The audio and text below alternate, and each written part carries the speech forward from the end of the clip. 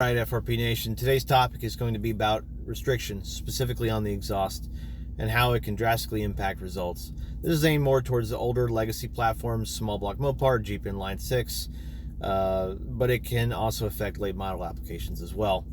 So it's pretty common on these older platforms, especially, to use 2.5 inch or 3-inch single exhaust. 2.5 inch piping before any bends, mufflers, catalysts, or any other device installed only flows about 250 horsepower without restriction. 3-inch only supports about 325 horsepower without restriction. Both are capable technically of supporting more, but they will be acting as a restriction, which limits total power, generates additional heat, and can even cause additional fuel consumption due to inefficiency. So doing some basic math, it's easy to see how when the horsepower requirements get way up there, the sizing needs to be increased in kind. Some time ago, I was tuning a heads cam intake Dakota RT, and it made 305 wheel on my dyno, which was a decent number.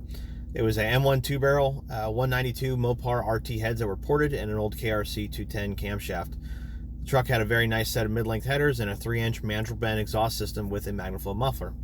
The customer was adamant about making a pull with his cutout open, and with it being a small cam, I expected it to pick up 5 to 7 wheel and be more about noise than anything else. Much to my surprise, it actually picked up 30 wheel horsepower and extended the RPM range a whole 500 RPM additional over and above what we had seen prior to that.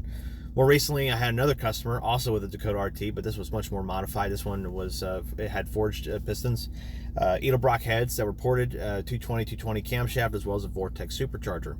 Unfortunately, this customer had short tube, 1.5 inch primary headers into a Y pipe into a 3-inch single exhaust. Even though this truck made 17 pounds of boost, it only made 460 wheel horsepower.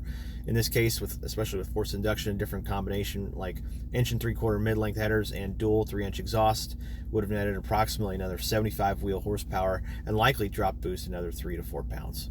If you'd like this kind of content, let me know in the comments.